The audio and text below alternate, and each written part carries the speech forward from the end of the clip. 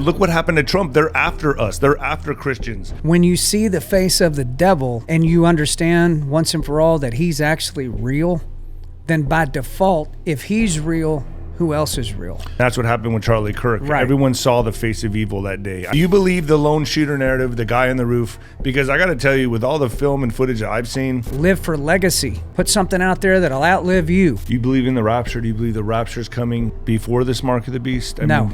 The mark of the beast will happen before? Yes. The Holy Spirit is louder within me, and I feel it now. And I'm like, oh, this is the right way to go. That's the wrong way to go. Yeah.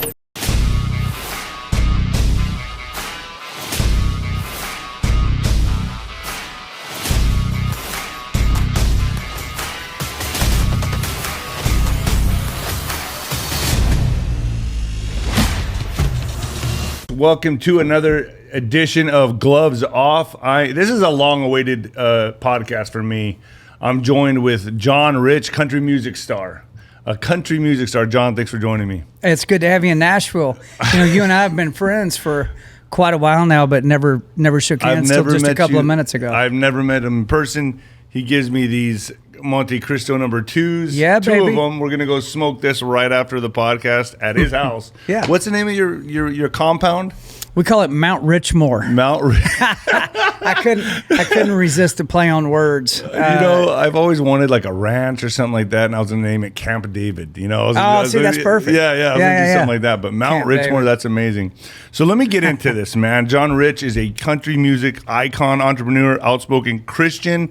That's a big thing. Outspoken Christian, conservative activist, and someone who's navigated Hollywood on his own terms. What drew you to country music? Why country music, and why didn't you ever? And we're going to get into the whole Hollywood thing, but 1st of all, because you never sold out, and that's why I've been drawn to you, because you never sold out. You did it all in your terms. But what drew you into country music? Well, I grew up in Amarillo, Texas, up in the Panhandle. So And there's nothing out there. There's nothing out there. There's less there than there is in El Paso. Matter of fact. I mean, if it wasn't for I-40 and the Big Texan, there may not be an Amarillo. Well, at least El Paso has Juarez, dude. We did a lot of good stuff. So I grew up, in that world, and it was, George Strait was king, still is, as far as I'm concerned. Yeah, And my dad is a preacher and a singer, a guitar player. Like music and preaching is what he's been doing since he was 19. So I grew up around him, and he's playing guitar in church. And when the family would come over, he's playing Johnny Cash and Roger Miller, and he's playing all the old country stuff. So you were raised in a Christian household. Your dad was a preacher? My dad started preaching at 19 years old. He's 73 now. Wow. Yeah. So you were, your whole household was Christian. I have a lot of friends that were raised Christian, and they just fallen away. Yeah. They felt like their family was too strict. I had friends that had fathers that were preachers, and they just felt like, man, it was just too strict of a household, and they fell away. It was too strict on me too. Yeah, for sure. And when you grow up with guardrails that are that tight, when you finally bust out of that, and for me, it wasn't go to college. For me, it was at 18 years old, I'd take off on the road with a bunch of guys that were 10 and 15 years older than I was, playing honky tonks all across the United States. So like 250 nights a year. So imagine what a 18, 19-year-old kid does when he finally gets out of the house and just, literally takes off. Well, you must have had a good relationship with your dad, right? Oh, yeah. Because you followed in his footsteps, basically. He was a preacher. You're a hard-driven, hard-nosed Christian, right? You are a very strict Christian, and you're a country music star. So you picked up both those from your father.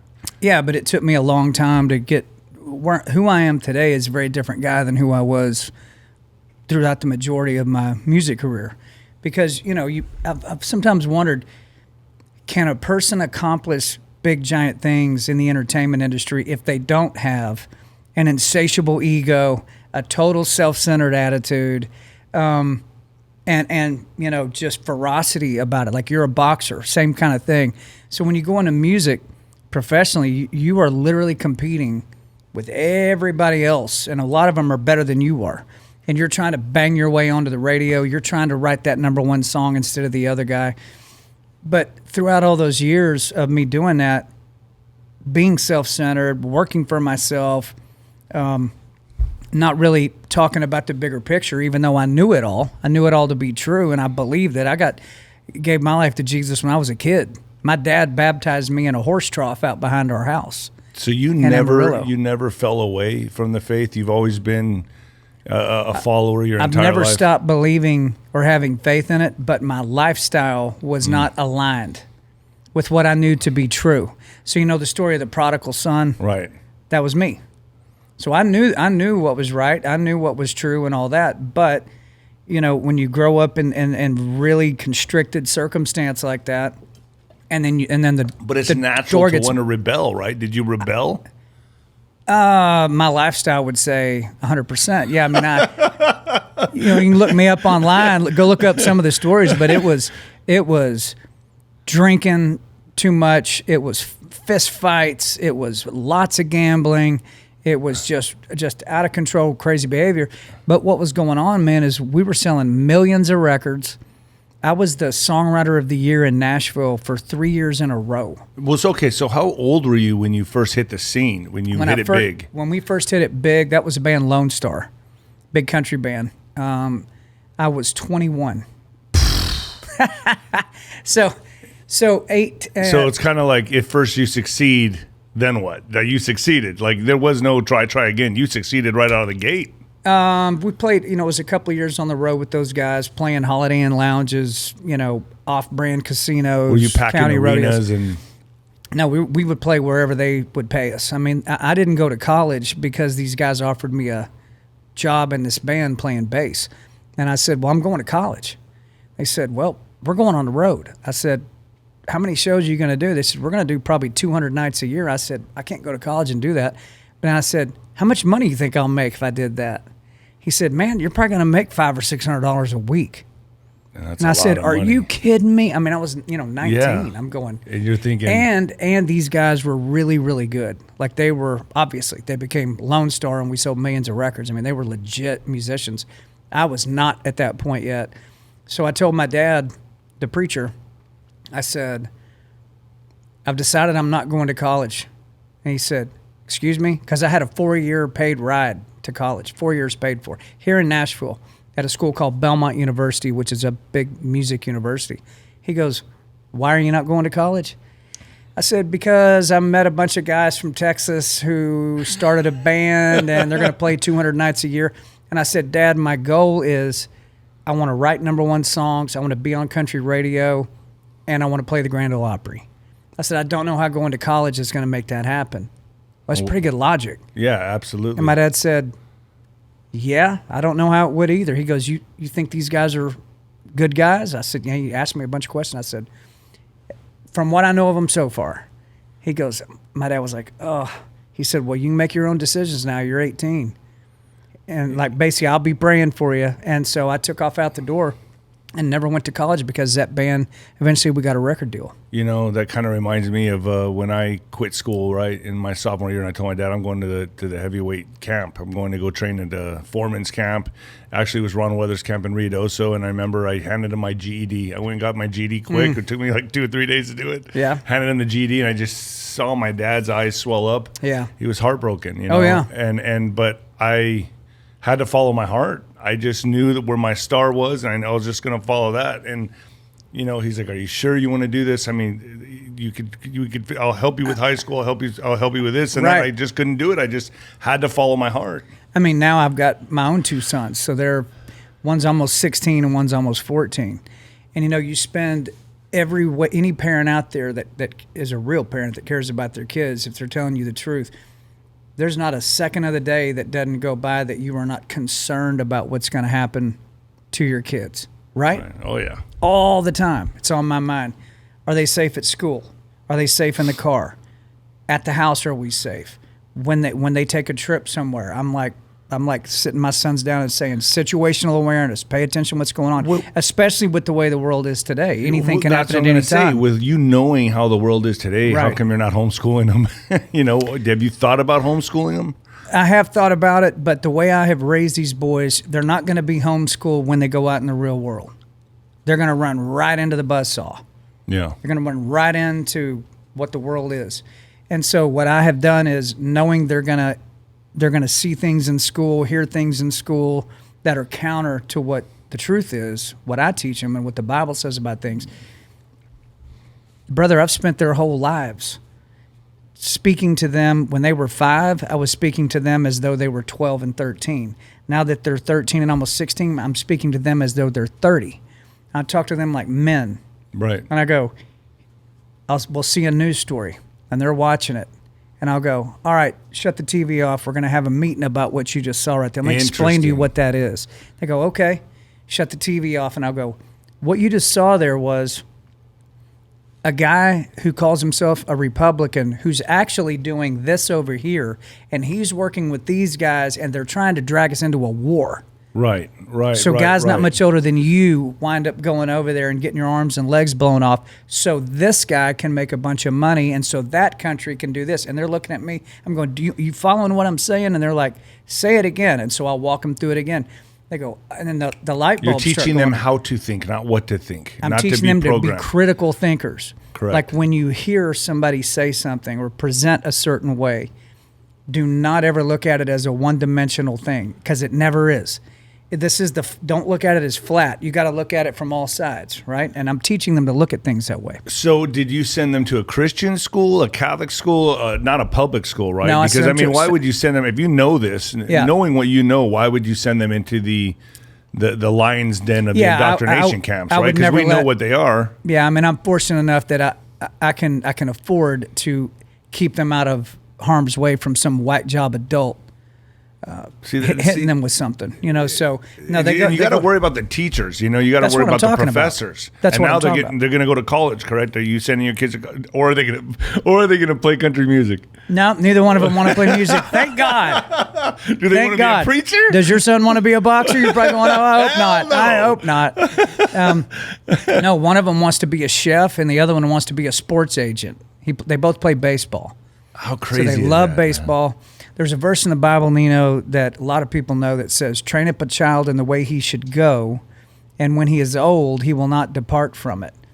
Well, the original Hebrew in that verse says, train up a child in the way he is bent, and when he is old, he will not depart from it. And so when you drill into why would they use the word bent, what were they meaning by that? What he meant was the way a blade of grass will bend towards the sun, the way a tree will move and find the sunlight, like whatever the natural way it is that your kid is leaning. Like I sing country music. Groom it. Once you see your son in the kitchen or catch him watching YouTube videos of chefs making things, you go, what are you watching? He goes, oh, this chef, this is Chef 𝗂𝘁, and he's smoking pork chops. If I make you a grocery list, would you go get me some stuff from the store? I go, of course I would. So I go get him the stuff from the store. Next day, he's out there trying to smoke these pork chops. So I'm like, you really like cooking, don't you? He goes, yeah, it's so fun. It's just like something different to do. I said, what's interesting about being a chef is that it's creative. There's business involved. You get to deal with people. It takes a lot of effort to become great at it. I said, is that something you'd want to do? He goes, yeah, they have professional chefs. I go, yes, they do. So he's looking at that. So once I see my son bending direction, whether he becomes a pro chef or not, it's something that energizes my son. So I'm throwing water and fertilizer on that. I'm like, let's send you to this little day camp and you learn how to do this, and let me introduce you to a chef that I know, and things like that. I had a friend that was a pro baseball player, right? And he played for the MLB, and he was so insulted when his kids did not learn baseball. He bought batting cages. He put them in the backyard. Right. He took him to the baseball field every day, and that's just not the direction they wanted to go. And he was so insulted by that. It broke his heart. So you're not insulted. He wasn't looking at it right. Right. I agree with you. No, I'm quite the opposite of your baseball friend, where I know how treacherous the music industry is. I wouldn't wish that on anybody. Oh, that's like the classic. I don't want my son to have to go through that. But had one of them shown interest in doing that for real, then I would have grit my teeth and said, all right, I'll tell you everything I know, but neither one of them have. All right. So many people know your songs, but not everyone knows your personal journey, right? What was your biggest breakthrough song? What was your first hit? because I don't know anything about country, right? Like for me, I never fought. I knew you from Revelations. Right. That's how I first heard of you. I was like, wow, this guy like is putting this out there. This is beautiful. Because I know that we're in this Christian or this spiritual war, right? Yep. But what was your, I knew nothing about you prior to that. I just knew Revelations. I saw it on the internet. What was your first breakout song? So back in the 90s, there was a huge song called No News that came out. It was the 90s. Yeah. Oh, wow. I mean, Lone Star was, our first single came out in 94. Okay. I was 20. So you've had success right out of the gate. Pretty much. I mean, there's a couple of years of grinding with those guys on the road, but we were so good. Once a record label saw us, they went, you guys got to be on the radio, and we got a record deal. Wow. And then I got a publishing deal, which means I get to sit down with the best songwriters in Nashville, kind of like this, and I'm a total greenhorn, and I'm sitting with guys who have, written walls full of hits.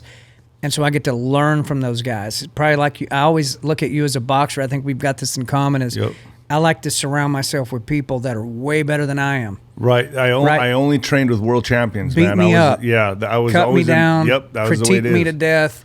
Because I want to be you someday. I want to be able to say I accomplished what you accomplished. So what sucks about my song? Don't hold back. And so I got to get in the rooms with those kind of people, and that's really where I learned how to write. Just because something rhymes and has a catchy melody does not mean it's a hit or that it's going to stick with people. Writing something, taking a massive idea and distilling it down into something that's 3 minutes long is a trick. So what makes a hit, man? Because I'm sure you've written a lot of songs where you're like, oh, this is it. This is going to be huge, and then just flopped, right? Sometimes, yeah. And so some of them that I thought would never be a hit, everybody loved it. That's what I'm saying. Yeah. And it's kind of like podcasting, because there's podcasts I'm like, oh, this one's going to be great. It's going to get 100,000, 200, 300,000 views, maybe more, and it gets 20. And I'm like, what? But I mean, so what's the big song? I heard you wrote the biggest song, and that I remember this song from, I think it was the early 2000s, Save a Horse, Ride a Cowboy. Yeah. What? I didn't even know that was you. I did not know that. I had no idea until a few days ago. Yeah, and then college football is coming to your city, College Game Day, ESPN. That's you? Oh, yeah, 20 years this year. 20 years. Yeah, bro. That's insane. Yeah. Dude, I had no idea. Yeah. Shows you how prepared I am. That's okay. It's fun for me. Sometimes I like going into these with, sometimes the less I know, the better, to be honest with you. No, it's totally cool. I just, throw questions out there. Man, that's crazy. I mean, when I tell you we hit some licks, we hit some mega licks. I mean, Grammys, Songs of the Year.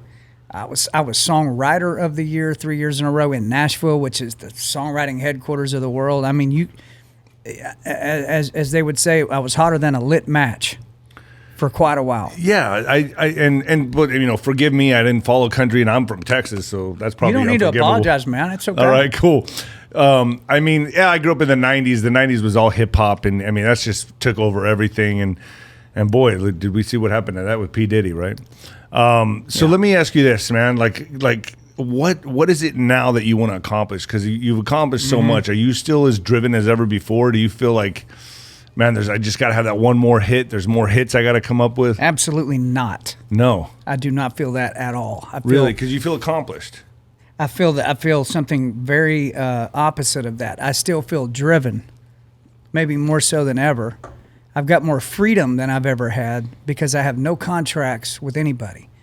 When you sign a record deal, that record company owns your likeness, they own your voice, they own your recordings, they own everything that you do.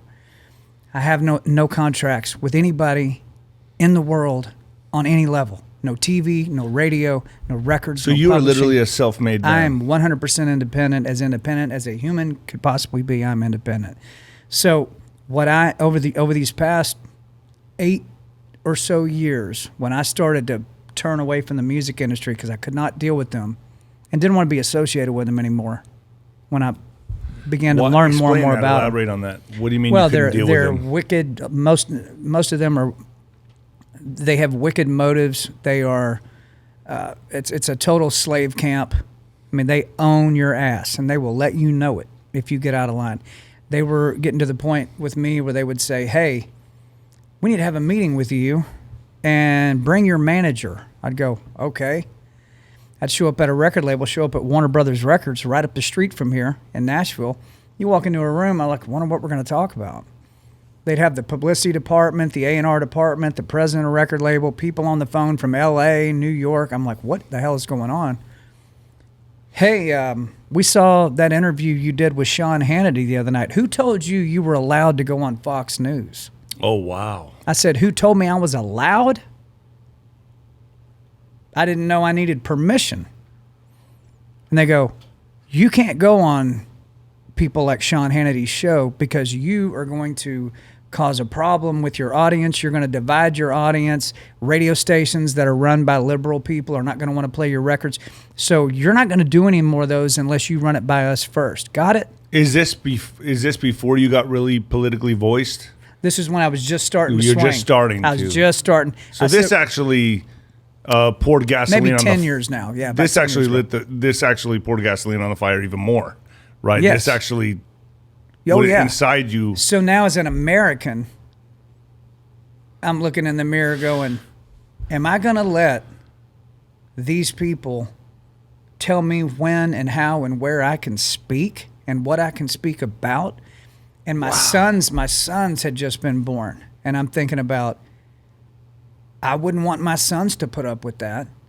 However, this is where my money's coming from. This is where my radio play is coming from. This is what drives the tours. This is the whole machine. I've spent my whole life getting to the point where I'm literally sitting at the top in this business, and they're giving me an ultimatum.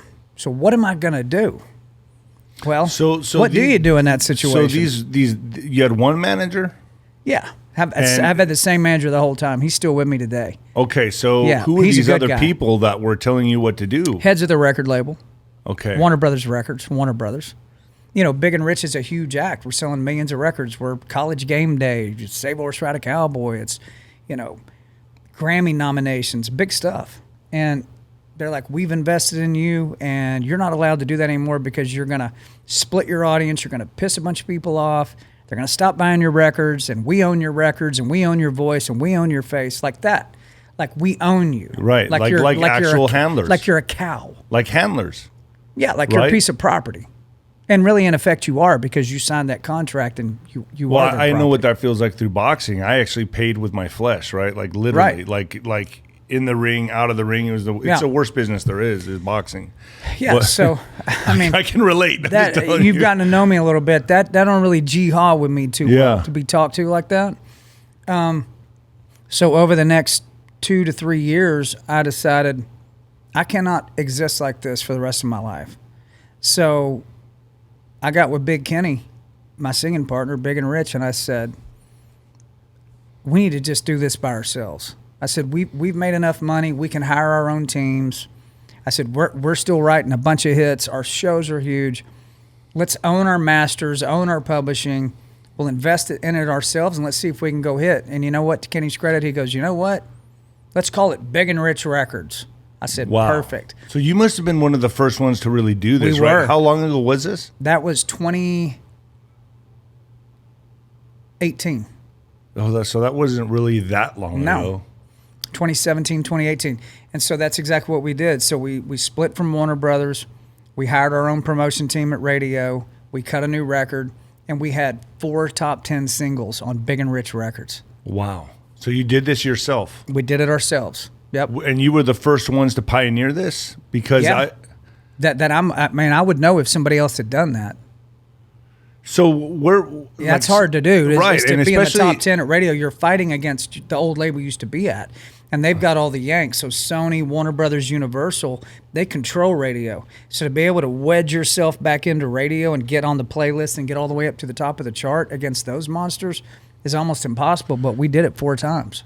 So how many people followed your foot tracks, and where is it now? Where has the music industry gone now since you've done that? In 2018 to now, how much has it changed?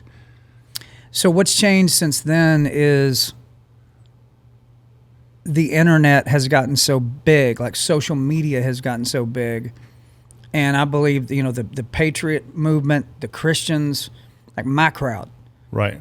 are so active online and they're so big that I don't even care about radio. It's like what you just said. I didn't know you from your stuff on the radio. I knew you from Revelation. I went ding, ding, ding. Exactly. That's where it's gone. So my songs now, when I put something out, It's still got to be great. It's still got to mean something, just like it always does, for it to be a hit, right? What's a hit to me now? A hit to me now is not number one on the radio. I'm not going to get on the radio. It's about how many views you get on It's on about YouTube how many people were impacted by that.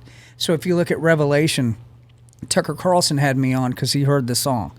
He goes, we got to talk about this song because it's just boggling my mind. Well, man, that video, 10, 12 million views at this point. It was the number one most downloaded song in all of music. Number one most downloaded song in all of music? I've had 3. I had one called Earth to God that was number one for 2 weeks on all genres on iTunes. Beyonce was number 2 and Lizzo was number 3. That would never for happened. 2 weeks. That would have never happened 10 years ago, right? No. It's only now, right? Especially now. with the way things are changing so rapidly into this. I mean, we're watching it happen politically, this Christian movement that's just catching fire right now. Mm-hmm. I've never seen this before. Yep. Then really since Trump, since he first came onto the scene in 2016, it's been going that direction. So do you think 10 years ago this would have happened for you with these type of songs? No. Matter of fact, 10 years ago, I had record deals. So if I wrote a song like Revelation or Earth to God, or I've got one coming called The Righteous Hunter, those songs, the record label would own those songs. They would own those recordings. They'd say, nice song, John, what else you got? And you'd never hear it. It would just be it'd just be in a vault somewhere. But I want to go back to your original question. You asked me, do I still feel drive to go succeed? Yes, I still feel drive, but not to succeed. I feel drive to be significant. I'm wanting to move from success to significance in this part of my life. And significance that's the ball game. That's the stuff that you say and do and create and promote that impacts tens of millions of people in a massive way. Revelation led to all kinds of people hitting me up. People started having Bible studies, people that were totally lost or hitting me on social media going, I just went and bought a Bible. Where should I start reading it? I just heard your song. I had a girl in Fort Worth. I played a show down there. She's probably 20. She had 3 or 4 other college girls with her from her sorority. And there's this young girl comes walking up. She goes, Mr. Rich. I said, yes, ma'am. She goes, we just have to thank you for the song Revelation. We saw the Tucker Carlson interview. Our entire sorority just started a month-long study on the book of Revelation. That's insane. And I went, wow. I mean, I couldn't even believe that. So that's significant to me. There's no telling how many stories there are like that. You're looking at what happened to Charlie Kirk and you wondered how much significance had he created in the U.S. Well, you're seeing it now. Right. It was much more significant than he ever dreamed it really was. So when I was younger, it was almost like, going to the bars, the clubs, it was, they were celebrating mainly degenerate behavior, right? That's what the songs were all about. It was all this hip hop culture, degenerate behavior. And you could really see the agenda at play through the music, right? Trying to remove the father out of the household, just eroding at the family values, ethics, everything. And so now do you see this, all of a sudden there's this explosion, there's this shift happening, which I do believe we're in this spiritual war, right? This is a spiritual war. And now this shift is happening. It's going towards more the spiritual aspect, the Christianity aspect. People are now like putting those things aside. That type of music is not resonating anymore with the young people, which is I find this to be amazing. Do you see this shift happening? Are you watching this in real time? And you're part of it? Yeah. How do you feel about that? Yeah. So it's actually becoming the righteous-minded people are now searching out righteousness, and the wicked-minded people are even more hardcore searching out wickedness. 100%. Okay, so the line has been drawn. They are both accelerating at the same time, away from each other and toward each other in a certain way. When the world saw Charlie Kirk get hit in the throat with a .30-06, okay, all the people that were willfully blind this whole time, I don't want to think about it, it's not happening. I don't want to think about it, it's just leave me alone, just la la la, just leave me alone. All those people, which I would argue was the majority, you can't ignore that. You cannot ignore it. And so people that saw that happen went, that was actually evil and wickedness on display. I just saw it with my own two eyes. When you see the face of the devil, Nino, and you understand once and for all that he's actually real, then by default, if he's real, who else is real? So right, the other 100%. side is Yeah, real. It has to be. It has to And be. that's and why did they want to try so hard to silence them? And that's what happened with Charlie Kirk. Right. Everyone saw the face of evil that day. I mean, I'm still shook up over it. To Me be honest too. with you. I haven't felt settled since the second I saw it. I feel the same as I did on 9/11. Yeah. With 9/11, and maybe even This a is little more even more because personal. I agree. It's more personal. It's more intimate. Yes. You put an X post out that said every Christian, every atheist, every pagan, every lost and saved soul in America saw the face of the devil himself when Charlie Kirk was martyred. Saw who the devil really is and what he's capable of doing through his followers. That jolt has started a reawakening and has lit a fire in people to get serious again about their lives and relationship to the Lord. I couldn't agree more. Correct. Can you explain that? Can you elaborate on that? Yeah, I think if you look at the written history of the Lord and how he's always done things, there's a scripture that he says, I am the same yesterday, today, and forever. My word does not change. I do not change. You might change. Culture might change. I do not. He always operates the same way. Anytime that God's people have gotten so far off course that they've lost sight of him completely, which I would argue the majority of American Christians until maybe this instant were so far off the path and were too weak and too afraid to take on the bad guys, take on wickedness. He has a long history of doing things that rattle his people, that shake them so hard that they cannot ignore it, so that they will go, you did that. I would say that the bullet that whizzed by Donald Trump's head when he turned was a moment when a lot of people went, only God would turn his head. Only God could have kept that bullet from hitting him. And now you see what happened to Charlie Kirk, and they go, that is the devil. Right. Did that. So they are both real. He shakes people up on purpose. There's a story in the New Testament about Stephen. Do you know the story about Stephen? Go ahead. It's in Acts. So Stephen was a young Christian. This is not long after Jesus had been crucified. So he was a first century Christian. And Stephen was out witnessing, and he was going town to town, and he was being a disciple, basically. And a guy named Saul, who eventually became named Paul, who wrote half the New Testament. At this point, Saul was working for the Romans, and his whole job was to chase down guys like Stephen and cut their heads off, stone them to death, light them on fire. Like, his whole job was to eradicate Christians, Saul. The story in Acts tells the story of Stephen, of Saul and his men finding him, throwing him down in a pit. And as they raised the stones above their heads to throw them down at Stephen, Saul/Paul was holding the coats of the men who were about to cast the stones down at Stephen. And Stephen looked up into heaven and basically said, God, please take my spirit from me now. Like, before the rocks hit me. Right. And it says he looked up and he saw Jesus standing up at the right hand of the throne and received his spirit. Meaning he took Stephen's spirit out of his body before that. Where you could feel the pain. That's correct. And Saul/Paul saw that. And that led to his conversion into Paul, which led to the writing of most of the New Testament, which led to an explosion of Christianity at that moment in human history. So I look at the Charlie Kirk situation as like a Stephen situation. A turning point. It's literally a turning point, 100%. right? So he really, no doubt about it. It's almost like and I hate to say it like this, and I hope nobody takes this the wrong way, but I believe he accomplished more with his death than he would have ever done speaking at these engagements for another 10 years. Yeah. And I think he could have been president in 2032 or beyond, but now that I'm looking at this, look at the explosion and people turning to their faith, turning to God.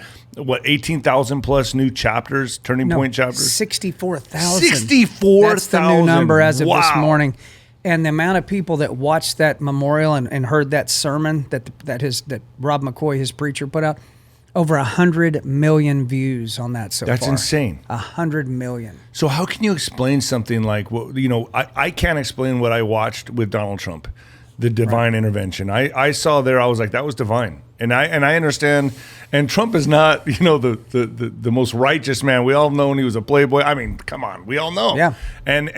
But I can't help but believe that was a divine intervention on Trump. Do you ever ask the question, like, why was Trump spared and Charlie Kirk was taken? The impact with Charlie Kirk. Why do you ever ask those questions in your mind? Like, what we saw with Trump was divine. What we saw with Charlie Kirk was horrific. Also divine. Okay, explain. Now that's a hard thing for people to come to grips with. But I agree with you. Everything that happens, literally everything, is God allowing it to happen. Meaning God allowed Donald Trump to almost be hit with a bullet. He allowed the kid up on the roof. He allowed the situation. He wanted himself to be recognized, I believe, as I turned his head because I'm not done with that man yet. You look at Charlie Kirk and you go, my God, 31 years old. But remember, all the disciples were murdered. Jesus himself was murdered. Stephen was stoned to death. Okay? All those people were way closer to God than I'll ever be.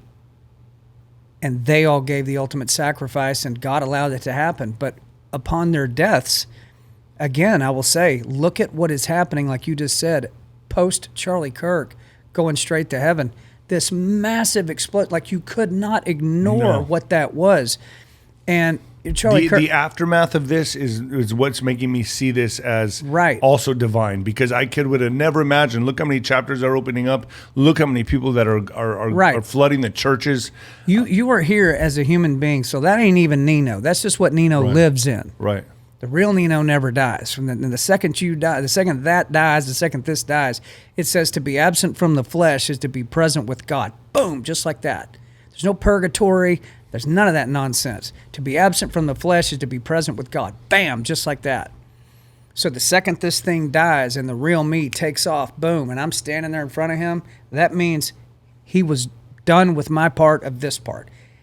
You accomplished what I needed you to accomplish while I had you locked in that flesh bag right there, and it was time for it to go because I got something else for you to do. And by the way, that's accomplishing something for me. It's his plan, not ours. So we don't know if we get to live to be 31 like Charlie Kirk or 110.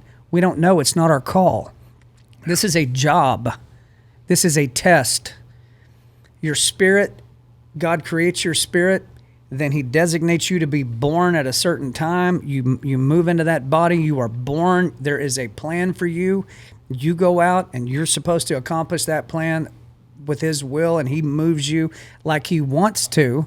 And when he's done or you've accomplished what it is, he calls you. He calls you. That's it. Boom, just like that. Your job here is done.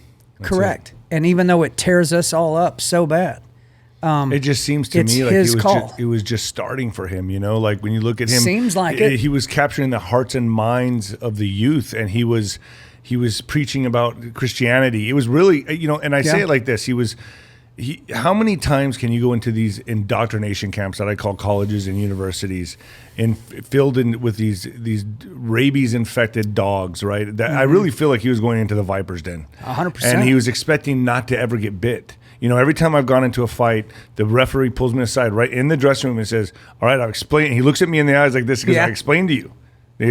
All the directions in the dressing room. Keep your punches high, protect yourself at all times. Mm-hmm. And I'll say, yes, sir, I got it. Okay. In case of knockdown, run to the neutral corner. I don't have to tell you twice. I mean, they talk to you like that. I go, yes, you got it. Serious business. Right. And so going into these, and I just felt like I guess it was kind of sloppy. I mean, you may have people around you, but look what happened to Trump. They're after us. They're after Christians. And to go into these college universities and expect not to get bit by these rabies-infected dogs, he got bit. So so what do you think is a valuable alternative? Don't go? Right. But what do you think the valuable lesson is here? Do we keep doing? Do we keep going? Do we carry the torch? Or do you believe in bulletproof glass? What precautions should be taken here? Because this is now a serious measure. Like that, what just happened is very serious. Yeah, I think you have to use your human mind and think through the situation humanly and physically, and yes, put precautions in place. 100%. I mean, in country music, the whole memorial, they had bulletproof glass out there, didn't they? Yes, they did. Yeah, there you go. I mean, in country music concerts, I played a show in Las Vegas. Remember when the Las Vegas shooting happened? Yeah. Yeah, well, that was Big and Rich and Jason Aldean on that stage. You didn't know that? What? I did not know Oh, that. yeah. So we had just finished our set. So you witnessed the Nope, shooting? We had just finished our set, and it was less than 60 minutes later, Aldean had taken the stage, and the bullets were flying right through the drum risers, right where we had just been standing. And the shooter, if you think it was really just that guy, which I don't, that guy, the floor of his hotel suite was my ceiling. Wow. All day long. I'm in the room waiting to go do the show, eating some food, taking a nap, whatever. This guy was literally right there. He was right Setting above me up. all day long. If you believe the narrative. Well, the guy that they said did it was sitting right there above me Wow. because they said the room number. I still had my room key in my suitcase and looked at my room number and went and looked it up, and I went, that joker was literally right above my head all day long. So, you know, I've been close to those situations. God's kept me out of them, kept me safe. Thank you very much. Please continue to do that. But post that concert, talking about measures that you have to take, there's now snipers at every single country music concert. There's snipers on rooftops Really? protecting us. Right. Wow. In case somebody in a building Outside over there, venues, not they're the- watching them all the way. I mean, there's eyes on everything. That's why nothing's happened since then. So I've heard some crazy. I've had friends that were there. I knew a girl that was a bartender there. In Vegas. She said she heard shots coming from all different directions. I'll tell you what I was told. Hey, this will be some news. I said this early on, many years ago when it happened. I had a redneck Riviera bar in Vegas at that point. And so when we left the Big and Rich show, got on our tour bus, and I rolled over there. So I'm like, I'm gonna play a little music before we get out of town. We're over there. I'm in halfway through the first song, and security comes over to me and he goes, you need to stop the music. You need to stop. I'm like, what? He goes, stop the music. I went, okay. And I told her to stop. Everybody stopped. I went, well, what is going on? He said, there's a shooting happening at the concert you were just at. We're going to turn on the news. And I went, what? They turn on all the TVs in the bar, and all the local press is saying, they're saying we have shooters at the Bellagio, we have shooters at Caesars, we have shooters at MGM. If you're near windows facing this hotel, that hotel, get away from the glass. Well, we were facing right there at Bellagio. So everybody's getting away from the glass. That's what local news was saying as it was happening before the national syndicates picked it up. So we watched that for 15 minutes, and then it all shifted over to nationwide broadcasts. Did you hear that there was a helicopter flying around as well shooting? Because I heard that from my friends that lived in Vegas. They told me. So a lot of my friends were at the show, and they all say yes, they heard that. So they also They heard all that there told was me a they heard helicopter it. flying around shooting at people. That's what they heard too. They told me that's what they See, heard. I'm not just pulling that out of. I didn't hear it because I was gone at that point, but they told me that's what they heard. Yeah. So we haven't been told the truth about that at all. No, at and all. that's still up in the air, everybody right? knows it. And I got a feeling it's going to be the same thing with Charlie Kirk. We're not going to know what we know in 50 years from now, like with the JFK files.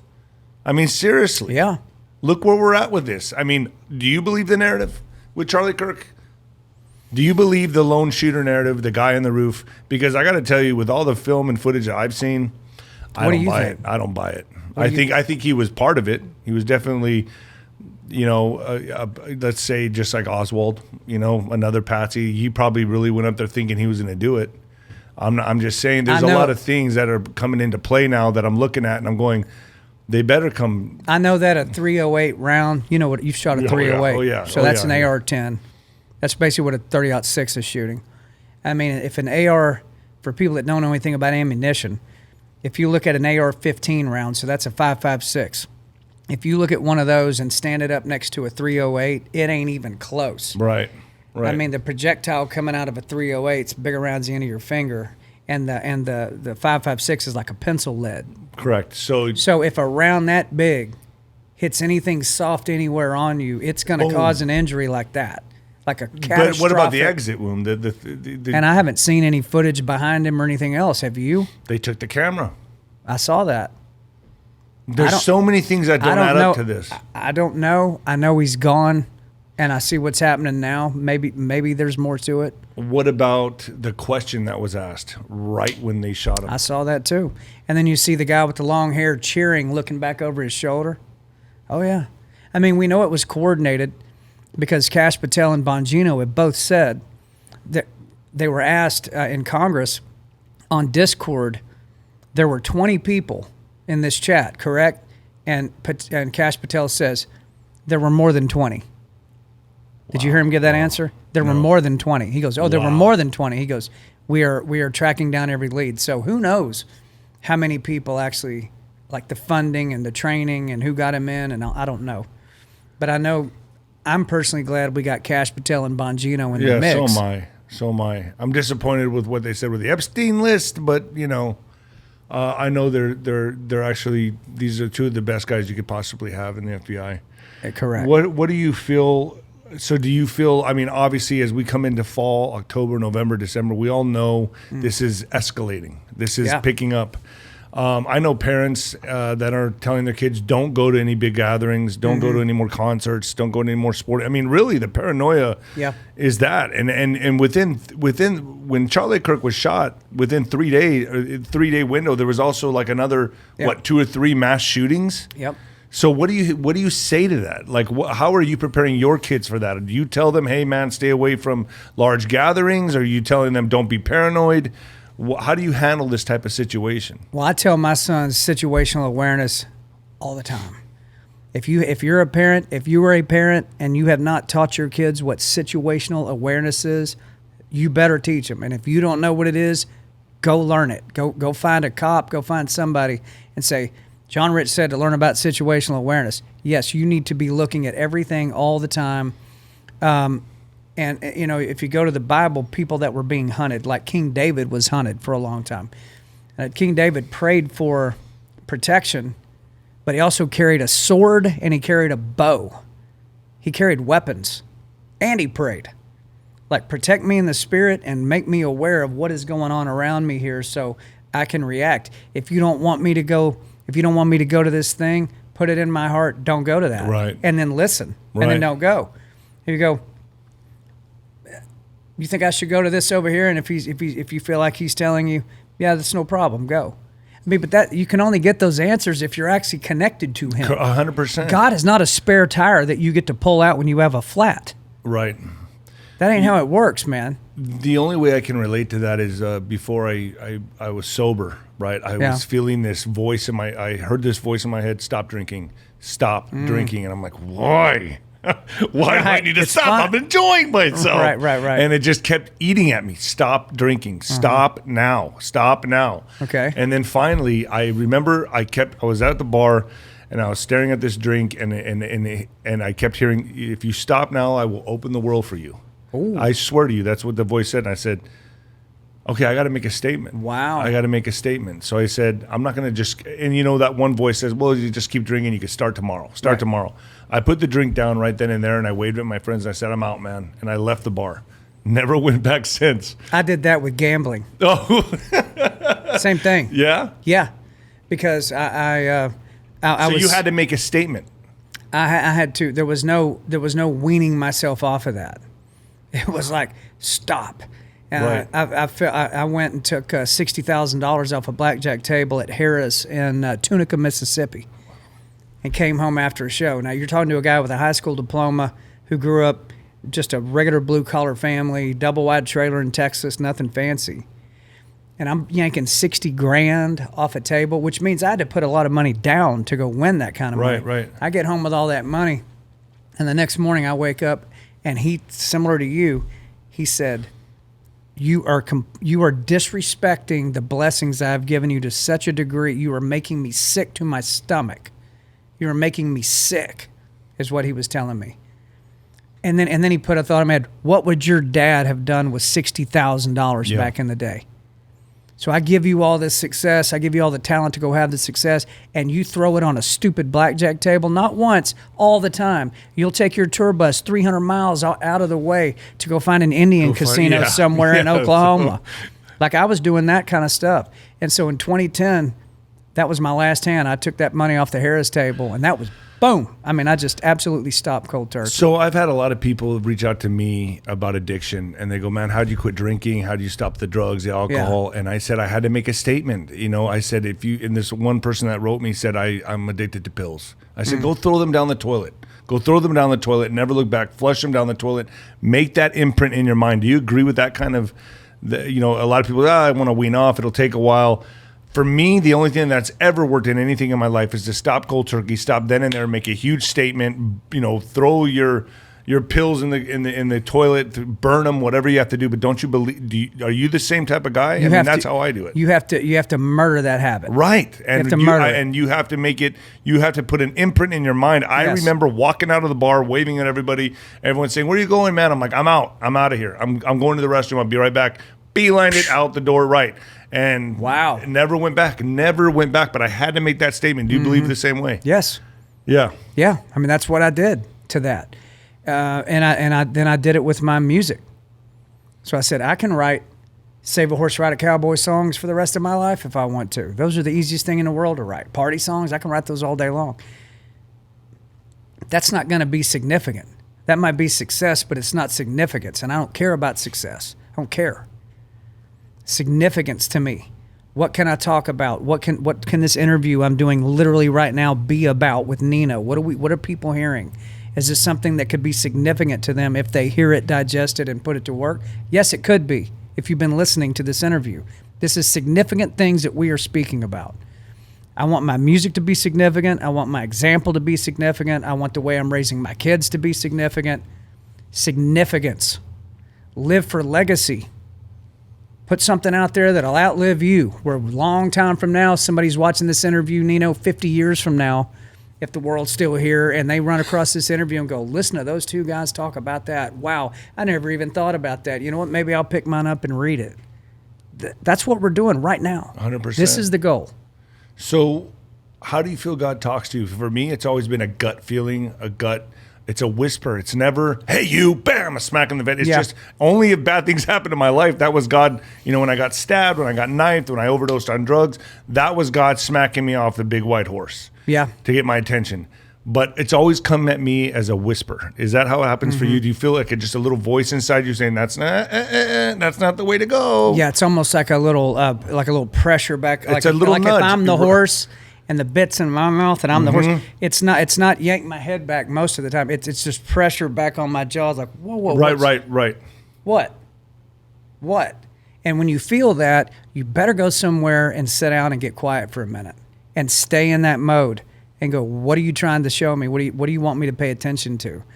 And it will always be something that he's wanting you to pay attention to. So for me, when I quit drinking, I hear those voices have gotten louder now that I'm sober. When I was drinking, they were drowned out. So when I would feel something go, that's probably not the right thing to do. Well, a few more drinks, bam, it's the right thing to do. You know what I mean? It's a great idea. Oh, yeah. And then I'd be in jail. I've been there. Yeah. So to me, it's like, it almost feels now that I'm not almost, it is now that I'm sober, the Holy Spirit, let's just say what it is. The Holy Spirit is louder within me. And I feel it now. And I'm like, oh, this is the right way to go. That's the wrong way to go. Yeah. And through my 20s and 30s, I just did one time after another the wrong thing. I would hear that voice. I would just drown it out with alcohol, or I'd go into training camp or whatever and just ignore until God finally got my attention. And thank God I didn't die, right? I thank God I didn't die. For me, it was 2011 when I overdosed on drugs. They brought me back with a defibrillator, and then in December, boom, I got knifed. I got my throat slit open. So that was my awakening, and it wasn't until 2019 that I quit drinking that I actually listened. Thank God he's patient. Yeah. Right? Yeah. I mean, he knocked your teeth out instead of knocking your brains out. Right. If he really cares about you, that's what he'll do. It's like when you're a dad. I'm a dad. And we call him the Father. We are his kids, and we're made in the image of God. That means every emotion you and I feel, whether it be laughter, rage, jealousy, whatever those things are, we feel those things. He also feels those things. He's just perfect in the way that he feels them. We're imperfect. So if you look at how you would discipline your kid, let's say your son was playing in the street. He was playing football with his buddies out in the street, and there's cars going by. And you walk out there and say, hey, do not play football in the street. You stay in the yard, okay? Stay in here. You're going to get hit by a car. Okay. The next day you go out, there they are again. Is the punishment going to increase? Are you going to be more intense this time? Oh, 100%. Yes. Hey, I told you yank them out of the street this Right, time. right. You come out of this yard again, something bad's going to happen to you. The third day, you go out there playing in the street again. Now you're going to have to do something More that's extreme. really drastic. So this kid, for his own good, stays out of the street. The story in the Bible is of the shepherd says, got this big flock and this one lamb. This one lamb keeps wandering off. And the shepherd will leave the entire flock. And there's wolves and bears. He'll leave the flock and go way out here to find that one lamb. But when he finally finds the one lamb, what does he do to the lamb? He breaks the legs. Man. He snaps the legs. Then he resets the bones, binds up the bones, carries the lamb around his shoulders until the lamb can walk again. And when the lamb can walk again, he never leaves the shepherd's side ever for the rest of his life. Wow. That is the parable about how he deals with us.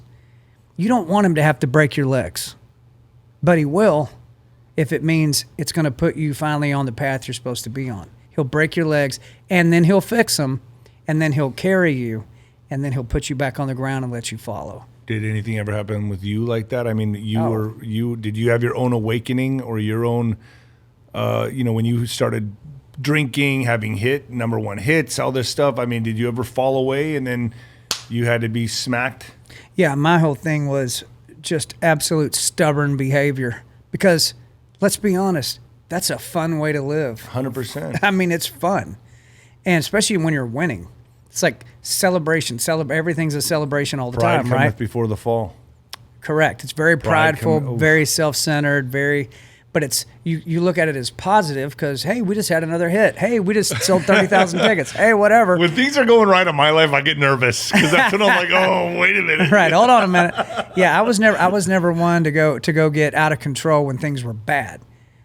I would go get out of control when things were super good, right? And so eventually what happened to me is I just kept, like what you did, going ignore it, and I knew the truth from giving my life to Jesus when I was a kid. So he was in there. He finally, in a hotel room one night after a concert, there was nothing drastic that happened. Just all of a sudden, I felt him vacate me. Right. Leave. Like abandonment. I could feel it. Like, what just happened? Wow. And then I was just like, no more protection for you, no more words for you, no more conversation with you, no more, good luck. Go play out in the street. Good luck. I've done everything I can do to stop you. Go do it. And that, for me, is what got me. Now, that's a hard thing for people to get their head around unless they've experienced that. King David experienced it after some of the bad stuff he did, where in Psalms he's saying, I'm calling out to you, but you're not answering me. Where are you? Are you ever coming back? Have you abandoned me? Why have you abandoned me, God? Because God was upset with him. He's like, I'm not talking to you anymore. Do you believe everyone gets those wake-up calls, or do you think some people are possessed? Because, and let me explain why I'm saying this.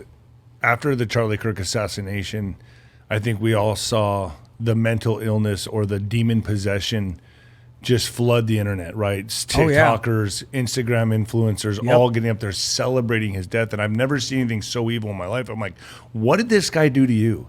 You didn't have to listen to him. He was preaching the nuclear family. He was preaching Christianity. So what did he do to you? And you see these people celebrating. Do you think these people are demon possessed? What do you think is going on? So let's talk about what's actually doing the celebrating. What's driving the celebration? Right.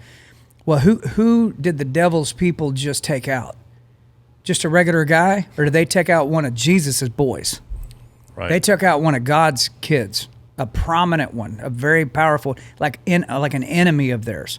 So these demons that live inside of these people rejoice when they see that. Yay, we got one. Yay, we got one. So when you see those people, it's not, you always got to look past the physical person and go, what is driving this person to do? But you see they're not really happy. They're just like, no, they're not happy. No, they're possessed. Right. But those demons are gleeful. They're celebrating the fact that they knocked out Charlie. And then what comes right after his death? An explosion of Christianity, explosion of 100 million plus people just heard a sermon. 100 million. That's never happened in the history of the earth. No, never. Billy Graham didn't get anywhere near anything like that. That was the biggest church service that ever happened in the history of the planet. Right. 1 week after these demons are celebrating that they knocked out one of Jesus's boys. That's what you're actually looking at.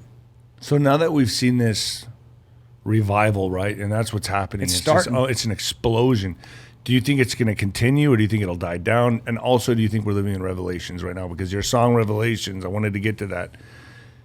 Are we in Revelations? Is that where we're at right now? It sure seems like it to me. Well, the first question is, if this revival, will it die down? If people truly commit and truly go, it never dies down. Right. Never. Well, the people that go, the New Year's resolution is that go to the gym. I don't think that's what this is. And then by April, they're not going to the gym anymore. And I know, I can tell you from my own two sons who are, like I said, almost 14 and 16, that was such a indelible thing that happened when Charlie Kirk got shot, because they looked up to him. They would watch his videos. And all the kids they go to school with, they will never forget it. They know what ideology made that happen. They will never go for that. They know that, Charlie Kirk says, get married, have kids, raise your kids to understand the truth, root yourself in the Word, congregate with other people that believe the way you believe, go forth and multiply, basically. And so my sons now, I think they're going to look at the world a lot more differently than I did when I was 15, 16, 17. I know they will. And so, no, I don't think it's going to go away at all. And I think it actually could be a seismic shift in America. That 64,000 chapter requests in high schools and colleges. 64,000. Charlie Kirk said, someday maybe we'll have 5,000 chapters. Wouldn't that be incredible? He said that? Yeah, 64,000 so far. So, no, I don't think that goes away. Are we living in Revelation? Everything that needs to exist for Revelation to happen now exists. Right. Is Revelation, do I have this right, it's the great exposing, right? That's really what it is. I mean, revealing. It's the revealing, correct? Revelation is what is talking about what's going to happen before Jesus steps foot back down on the planet, and what happens after he does. It's the leading up to that moment that everybody's looking at now and going, okay, have any of these things happened so far? The mark of the beast is one of the big ones, where you can't buy or sell unless you have the mark of the beast. Okay. The thing with my dad, who preached that his whole life, he said, we never could understand, like me and other preachers, never could understand how you could track everybody on the whole earth. I mean, how can you do that? It's impossible. Maybe he's telepathic. My dad said, maybe the Antichrist is telepathic. Maybe the beast system I don't know. We couldn't figure it out. And he goes, of course, now, ta-da. He says, so the technology, the advancements, another thing it says is that man's knowledge will increase exponentially in the end times. His knowledge will increase exponentially in the end times. So if you think about AI is now upon us. Well, just since the internet. Correct. Last 20 years, 25 years. Yes. So we've seen knowledge increase exponentially and year by year by year. And what do they say with AI? It's going to go, what happened with the internet in 25 years, it'll be done in 3 years. Correct. Exponentially. So you and I are going to be alive to see this, I believe. Right, I agree. I just saw a guy at Whole Foods paying with his hand. Have you seen that? I was behind him. I'm like, what are you doing? He's like, I'm paying with my hand. It's amazing. I'm Look how cool this is. Bang. Yeah, I'm like, wow, bro, you're lost. So that's already here. That's the tech. So the mark of the beast is here, basically. That's the tech. That's the tech. And it's going to be, I don't know what, it's going to be very tumultuous in the times of Revelation when that starts to play out. I think that it'll probably be some kind of worldwide disaster, war, something that happens that brings about the necessity, based on the world governments, we need to be able to track everybody, because if we can't, that may happen again, this bad thing. We need to know who the bad guys are, and we need to know who's on our side. If you're on our side, you take it.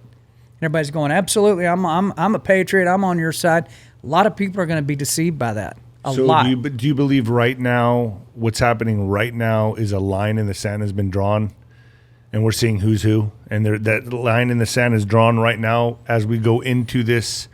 I think there's no more middle. Yeah, I agree. No more lukewarm. I think with what just happened with Charlie Kirk, there's no more, I wonder if I think this or I wonder if I think that. Maybe I'm just there's no middle to what happened. But we're seeing who's who right now. What's that? We're seeing who is who right now. We're seeing who is who. More than ever, plain as day. Yeah, we certainly are. And a lot of people who would have been against Charlie Kirk, you've seen these videos too, are now going, I cannot associate with that I anymore. cannot be a part of that anymore. I've been watching his videos for 3 days, and I can't find anything the guy ever said that would deserve him to be killed. And so now they're actually and then moving you're also seeing the other side double down on their hatred. Sure, they're becoming more narrow on that side. Have you seen that? Oh yeah, I've There's seen people it. Look at leaving AOC. them. Look at AOC. Look at these people. I mean, they're foaming at the mouth. Yeah.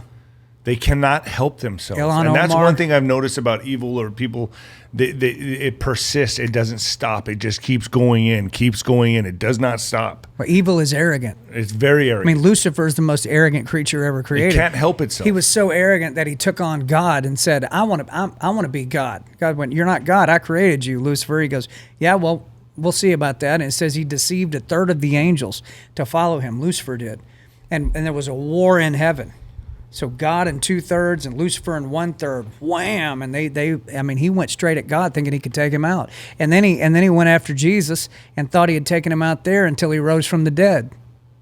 And then he thought he had won when Charlie Kirk got shot in the throat. And he wakes up a week later and there's 100 million human beings watching a church service. This is how it works. Right.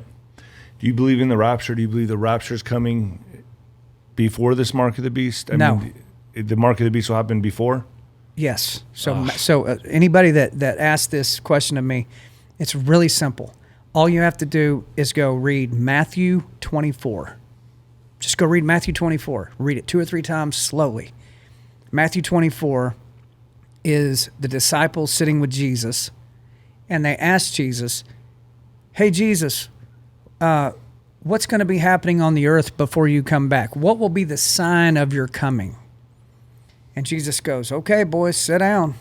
And so he starts going through. He goes, first this will happen, and then this, and then that, then these 3 things will happen. Then this person is going to show up, called him the son of perdition, which is the Antichrist. And then after that, this is going to happen, and then this and this and this. And then when this last thing happens, then you will see the sign of the coming of the Son of Man, me. Then you will see me. After this rack of scripture that's this long, after all that happens, then you will see the sign of the coming of the Son of Man. A lot of preachers preach that upside down, that the rapture is going to happen and we won't have to deal with all these things. But it is strictly said in Matthew 24 and 2 Thessalonians 2. Why would God spare fat, lazy American Christians from hard times? Are we so righteous that he would spare us? I mean, there's Christians in China right now being killed by the hundreds of thousands. Syria, Uganda, go around the world. North Korea. I mean, they just kill them. Are we going through that in America? No. But these preachers and these it's beginning. Squishy Christians are going, God would never put us through something like that. Well, really? It's begun. I would say Charlie Kirk was the turning point. Very possible. History will tell. But if you want to know the truth about the rapture, it does say, yes, before God's wrath is poured out on the earth, the remaining ones of us that have survived all this stuff that has happened will be pulled out of here because God's not going to pour out his wrath. So here's an interesting delineation. There's Satan's wrath and there's God's wrath. 2 different things. Mm-hmm. Satan's wrath is what Matthew 24 is talking about. That's him waging war against Christians on the earth. God's wrath is the one that finishes everything. Finishes off the devil, finishes off everybody, and he's not going to destroy his own people. So he pulls you out before he drops his. That's the difference. Just go read Matthew 24. So where are we on that long list that Jesus put out? Where do you feel we are right now? We're close, obviously, right? I think you could be halfway through Matthew 24 by this time next year, depending on what happens. Or he could postpone it for 20 years. We don't know the timing of it. And anybody that says they know the timing of it is not telling you the truth. You can see what the signs are that are laid out, and you may see something and go, I wonder if that's what that is. But some of the things in Matthew 24 are so clear, there will be no doubt in your mind if you're really a Christian that that's what that is. Like numerology, for instance. Never deal with numerology. Never deal with zodiacs. Never deal with numerology. Never deal with any of this stuff. Read the book, digest what it says, close your eyes and pray and say, explain to me what I just read and make me understand the truth of this situation. You and him figure it out. Yeah. Don't lean on anybody else to explain these, including me. Don't lean on anybody. Read it for yourself. Do you feel that we're going to witness the great deception with, when the government decides to play that alien card, when they say, we got that 3-eye atlas coming, they're already hinting. You had Ancient Aliens on television for decades, right? Yeah. The conditioning's already there. Do you think we're going to right. Do you think we're going there to is no God. Right. We're that just we a product seeded. of alien Correct. species that blended us together and Correct. created. That's coming. Adam and Eve was created by an alien race. Correct. That's exactly what's coming. That's exactly what's coming. I think so. Do you think, which then means God's not real. And all the religions it's just God's not real. We were genetically modified. Yeah. We were created from they interrupted the evolutionary process, and they genetically modified a hominid to create the Homo sapien, and basically we are your gods, lowercase g. We are who you've been calling God. And then do you think the Antichrist comes from that? I mean, what do you think? The Antichrist is an actual human. The Antichrist is a human. Okay. So it's not AI. It's not. No, do you think it's going to be an alien? Who we refer to as the Antichrist is a human. The beast, when it says it doesn't say mark of the Antichrist, it says mark of the beast. Those are different things. The beast is the system that's in place. So this is your identification into this. This is your access into the system. And you know that because it says you can't buy or sell without the mark of the beast, the mark of the system. So whatever that is that's your buying, your selling, paying your rent, getting paid by your boss. Like that's how you live. Money in, money out. That's your P&L, right? So that's the system, is the beast. The Antichrist is an actual individual that shows up after a lot of other things have happened, like wars that are described very, very specifically, even calling out geographical locations that will engage in such a war. He comes after that. Well, we see it knocking on the door right now. It's knocking in on the Middle door. East, the Eastern Europe. I mean, this is all getting ready to happen. We can see it. And every time I see the G7 summit, right, 7, and then I go and I go the G7, and you go in, and one of the beasts had 7 heads with 7 crowns. I mean, it's like, yeah, there you go. Well, it ain't G9 yet. I mean, you need to pay attention. You need to read it for yourself. Don't lean on preachers. Don't lean on anybody on the internet. Everybody has a Bible, or you can go online and read it anytime you want. It's never been more accessible to the human race than it is right this second, Nino. Literally anybody with an iPhone can read any scripture they want anytime they want. Do you believe these aliens, do you believe they're going to be, is it the Nephilim masquerading as aliens? I don't believe they're aliens. Right, I don't either. I mean, I think, one thing about demons and angels, they are not God. So God is omnipresent, meaning he's everywhere all the time. He doesn't have to travel. But aliens, I mean angels and demons are bound by space and time. They're bound by it. They are much less. As a matter of fact, it says men will judge the angels someday. We are ranked higher in God's eyes than the angels are. Think about that. It says we will judge them. Wow, that's quite a statement. So they're bound by space and time, but they are so much more advanced than what we can do down here in our physical bodies. You've heard Tucker Carlson talk about it. You've heard a lot of people recently, even Joe Rogan and other people. They're all coming around, aren't they? I wonder if those are actual, they call them interdimensional beings is how they refer to them. Interdimensional beings. And I go, yeah, that's what I think they are. Tucker Carlson has hinted towards that a lot. He has. So it looks to me like Tucker Carlson, we know what side he's on. He's on the right side, it looks like to me. Well, he's an example of a guy that over the last 36 months has just done an about face. Right. Like he woke up and figured out what the truth was. Before I let you go, John, because I really want to go smoke these cigars, Monte Cristo 2 here. What kind of message do you have for my audience, man, that's watching this right now? What is the big takeaway here? What kind of message can you give my audience before we leave? Well, I've got a message for you. I'll start with that. Great. All right. I think what you have done with your podcast since I ran across you a few years ago is you represent, to me, the average man, average woman, average thought process of what most people are thinking. I wonder what I'm looking at. What does that mean? Why did that guy just say that? What really happened over here? Like, that's what's going on in people's heads. You have a podcast where you actually ask those questions. I wonder what's really going on. And then you'll have people on to discuss that and try to make sense of what you were doing it for COVID. You were doing it for all these things. So you've really created a platform that's important because you don't present yourself as I know more than you know. No. or you're like, I try to approach it as like a kid. I'm trying to figure it out too. Right. Like, and I think that really sets you apart from most people. Wow. Most people want to say, I'm an expert, listen to me, I know stuff you don't know. Right. And so for your audience, I would say you cannot trust your own opinion today, and we've all got them, but don't bet your life on your opinion of a situation. You can't trust what other people are saying. You can't trust really anything 100% except what it says in the book, except what you read on the page of the Word of God. You go read it, and then you have to give your life to Him. You will not understand it if you have not given your life to Him. But if you give your life to Him for real, and you start digesting what is written down, all of a sudden, like for you and like for me, light bulbs start going off.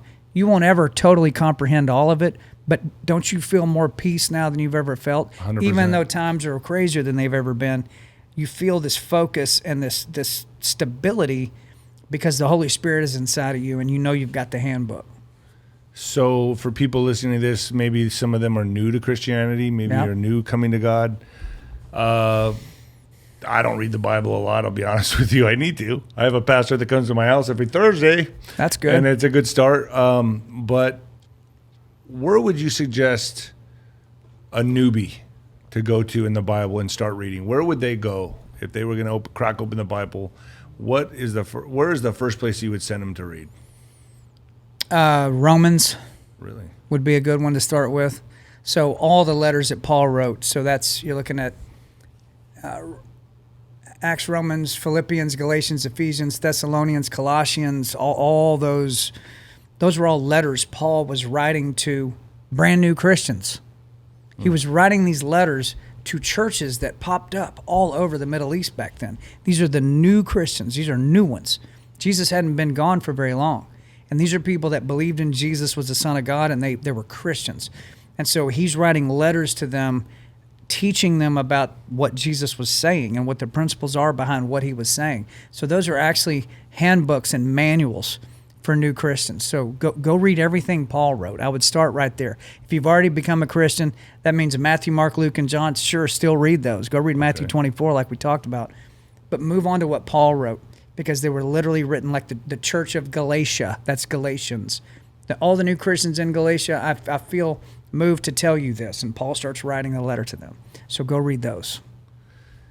John Rich, ladies and gentlemen, John, thank you so much, my man. Good to have you in And it's finally, I'm so glad to meet you in man. person, man. Let's go smoke these cigars. All right, folks, another edition, Gloves Off, accomplished.